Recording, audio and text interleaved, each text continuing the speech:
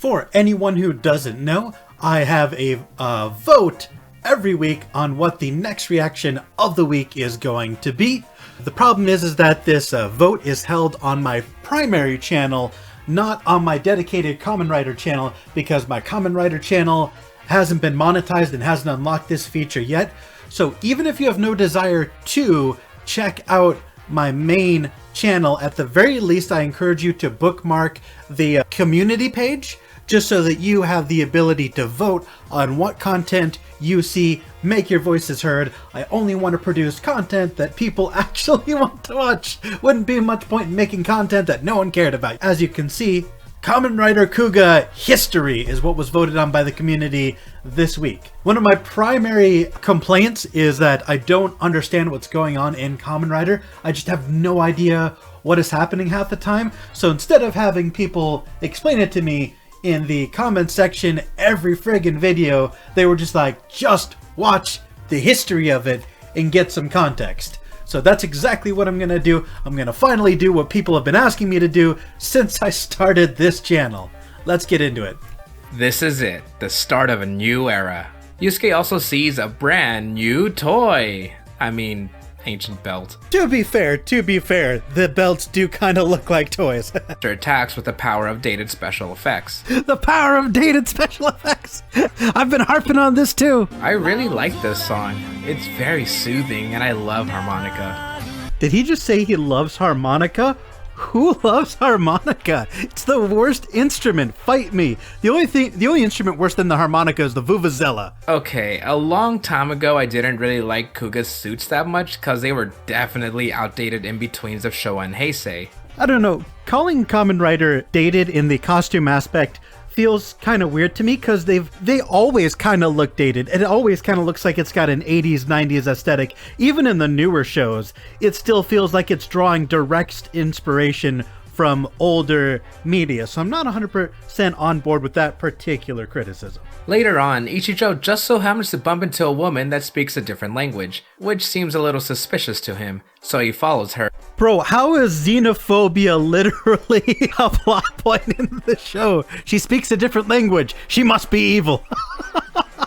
That's just blatant xenophobia. Ichijo gives Yusuke a brand new toy. I mean, bike.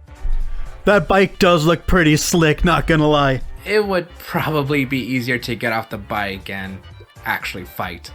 I'm not the only one who thinks this. And so, by the power of believing in himself, Yusuke gains a new blue form that allows him to jump higher. The most powerful anime power, believing in yourself. Yusuke gets pushed off while fighting another Grongi.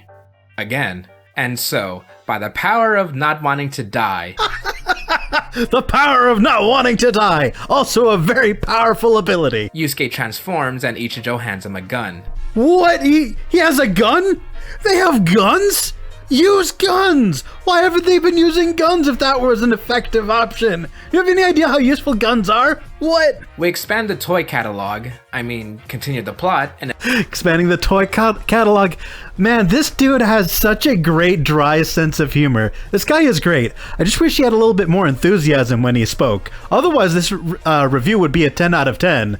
The jokes are on point. I'm here for it. What I like about this is that Kuuga's armor still retains the basic design for the different forms, but a golden trimming is added, along with more powerful weapons. I know it's only a minor addition, but it adds so much of the designs. It makes the suit seem more grand and majestic. That is one thing I really like about Kamen Rider, is that the costumes do legitimately look really good. It's refreshing to see superheroes with interesting, almost bug-like costumes instead of just the generic pattern spandex you see in Western superheroes. It's a nice change of pace. I'm a fan of it. Meanwhile, the police desperately try to fight off number 26, but they fail and question Kuuga's whereabouts. Wait, how come guns suddenly don't work? They were working before. What? The police know that the Grongi have a leader, which they later find out to be named Dagobah. Isn't Dagobah a planet in Star Wars? I'm almost positive there's like a Dagobah system or something like that. The police are able to kill some of the last Grongi, but a couple are still out there. Wait, suddenly guns work again? This is really inconsistent, and even in the review that he's doing, he doesn't explain why sometimes guns work and sometimes they don't. Make up your mind, Sho. Meanwhile, Ichijo faces the penultimate Grongi. and kills her. Wait, guns are working again. Why didn't the police's guns do anything? What is going on in this series? Dagawa and Yusuke fight for so long that they manage to break each other's amadons, but they continue under. Bro, fighting for so long you break your belt that gives you your power? That's metal as hell. Dude, that's awesome. Some of you may know that I already made a history of Kamen Rider Kuuga a long time ago, but it got taken down because Toei. Back then, my opinion. Yo, I'm not the only one who has issues with Toei copyright. I feel you, man. I feel you so much. It's such a pain in the ass.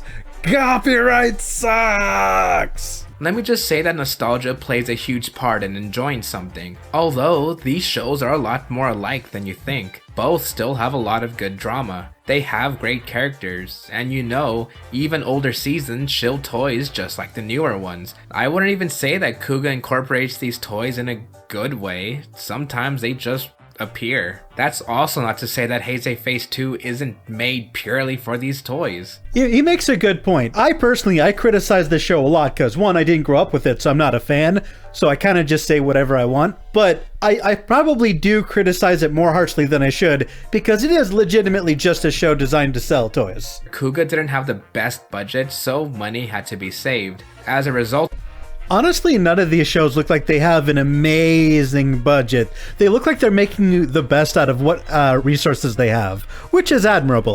With the exception of CGI, I think it looks good considering what they had to work with.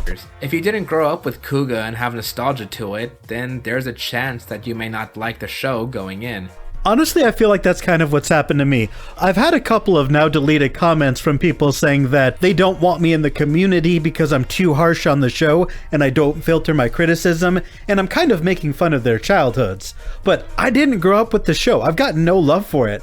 And when you take the nostalgia goggles off, a lot of shows, even shows that I love, that I grew up with, aren't as good as, we always remember them. So I think that's why there is a disconnect between myself and some of my viewers and why they don't always appreciate my commentary. There's just a disconnect. It's not malicious on my part. Kamen Rider Kuuga is not for everyone, but those who stay will enjoy a wholesome show of a man who wants to protect people's smiles.